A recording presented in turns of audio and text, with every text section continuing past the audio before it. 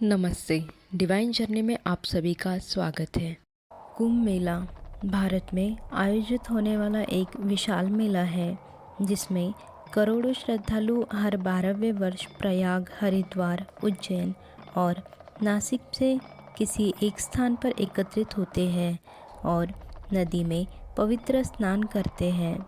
प्रत्येक 12 वर्ष के अतिरिक्त प्रयाग में 2 कुंभ पर्व के बीच 6 वर्ष के अंतराल में अर्धकुंभ भी होता है। 2013 के कुंभ के बाद 2019 में प्रयाग में अर्धकुंभ मेले का आयोजन हुआ था और अब 2025 में पुनः कुंभ मेले का आयोजन हो रहा है। ज्योतिषी गणनाओं के अनुसार यह मेला पौष पूर्णिमा के दिन आरंभ होता है और मकर संक्रांति इसका विशेष ज्योतिषीय पर्व होता है, जब सूर्य और चंद्रमा वृश्चिक राशि में होते और बृहस्पति मेष राशि में प्रवेश करते हैं। मकर संक्रांति के होने वाले इस योग को कुंभ स्नान योग कहते हैं और इस दिन को विशेष मंगलकारी माना जाता है, क्योंकि ऐसा माना जाता है कि इस दिन पृथ्वी से उच्च लोकों के द्वार इस दिन खुलते हैं और इस प्रकार इस दिन स्नान करने से आत्मा को उच्च लोकों की प्राप्ति सहजता से हो जाती है। यहाँ स्नान करना साक्षात स्वर्ग दर्शन माना जाता है। कुंभ का शाब्दिक अर्थ घड़ा, सुराही, बर्तन है। यह वैदिक ग्रंथों में पाया जाता है। इसका अर्थ अक्सर पानी के विषय में या पौराणिक कथाओं में अमृत के बारे में बताया जाता है। मेला शब्द का अर्थ है किसी एक स्थान पर मिलना, एक स्थान चलना, सभा में या फिर विशेष रूप से सामुदायिक उत्सव में उपस्थित होना। यह शब्द ऋग्वेद और अन्य प्राचीन हिंदू ग्रंथों में भी पाया जाता है। इस प्रकार कुंभ मेले का अर्थ है अमरत्व का मेला है। पौराणिक विश्वास जो कुछ भी हो, ज्योतिषियों के अनुसार कुंभ का असाधारण महत्व बृहस्पति के कुंभ राशि में प्रवेश तथा सूर्य के मेष राशि में प्रवेश के साथ जुड़ा है। ग्रहों की स्थिति हरिद्वार से बहती गंगा के किनारे पर स्थित हर की पौड़ी स्थान पर गंगा जल को औषधीकृत करती है तथा उन दिनों यह अमृतमय हो जाती है। यही कारण है कि अपनी अंतरात्मा की शुद्धि हेतु पवित्र स्नान करने लाखों श्रद्धालु यहाँ आते हैं।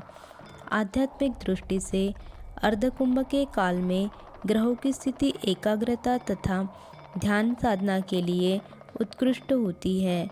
हालांकि सभी हिंदू त्योहार समान श्रद्धा और भक्ति के साथ मनाए जाते हैं, पर यहाँ अर्धकुंभ तथा कुंभ मेले के लिए आने वाले पर्यटकों की संख्या सबसे अधिक होती है। इसका पौराणिक कथाएं कुछ इस प्रकार है। कुंभ पर्व के आयोजन को लेकर 2-3 पौराणिक कथाएं प्रचलित है, जिसमें से सर्वाधिक मान्य कथा देवदानों पर समुद्र मंथन से प्राप्त अमृत कुंभ से अमृत बूंदे गिरने को लेकर है। इस कथा के अनुसार महर्षि दुर्वासा के श्राप के कारण जब इंद्र और अन्य देवता कमज़ोर हो गए तो दैत्यों ने देवताओं पर आक्रमण करे उन्हें परास्त कर दिया। तब सब देवता मिलकर भगवान विष्णु के पास गए और उन्हें सारा वृत्तांत सुनाया। तब भगवान विष्णु ने उन्हें दैत्यों के साथ मिलकर क्षीर सागर का मंथन करने के अमृत कलश निकालने की सलाह दी। भगवान विष्णु के ऐसा कहने पर संपूर्ण देवता दैत्यों के साथ संधि करके अमृत निकालने के यत्न में लग गए। अमृत कुंभ के निकलते ही देवताओं के इशारे से इंद्रपुत्र जयंत अमृत कलश को लेकर आकाश में उड़ गया।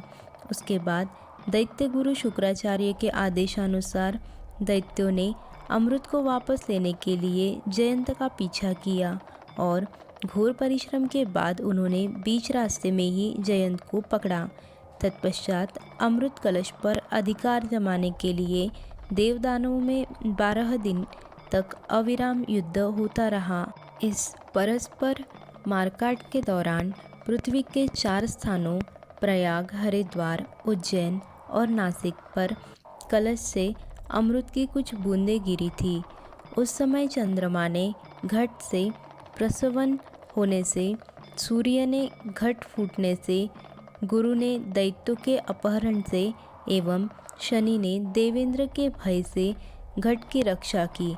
कलह शांत करने के लिए भगवान ने मोहिनी रूप धारण कर यथाधिकार सबको अमृत बांटकर पिला दिया। इस प्रकार देवदानव युद्ध का अंत किया गया। अमृत प्राप्त के लिए देवदानवों में परस्पर 12 दिन तक निरंतर युद्ध हुआ था। देवताओं के 12 दिन मनुष्यों के 12 वर्षों के तुल्य होते हैं। अतएव कुंभ भी 12 होते हैं। इनमें से 4 कुंभ पृथ्वी पर होते हैं और शेष 8 कुंभ देवलोक में होते हैं, जिन्हें देवगण ही प्राप्त कर सकते हैं। मनुष्यों की वहाँ पहुँच नहीं है। जिस समय में चंद्रादिकों ने कलश की रक्षा की थी, उस समय की वर्तमान राशियों पर रक्षा करने वाले चंद्र सूर्यादिक ग्रह जब आते हैं, उस समय कुंभ का योग होता है। अर्थात जिस वर्ष जिस राशि पर सूर्य, चंद्रमा और बृहस्पति का संयोग होता है, उसी वर्ष उसी राशि के योग में जहाँ जहाँ अमृत बूंद गिरी थी, वहाँ वहाँ कुंभ पर्व होता है। कुछ विशेष दिन पौष पूर्णिमा, मकर संक्रांति, मौनी अमावस्या, बसंत पंचमी, माघी पूर्णिमा और महाशिवरात्रि। आशा करते हैं वीडियो आपको पसंद आया होगा। वीडियो को लाइक, शेयर और सब्सक्राइब करके कमेंट ज़रूर करिएगा।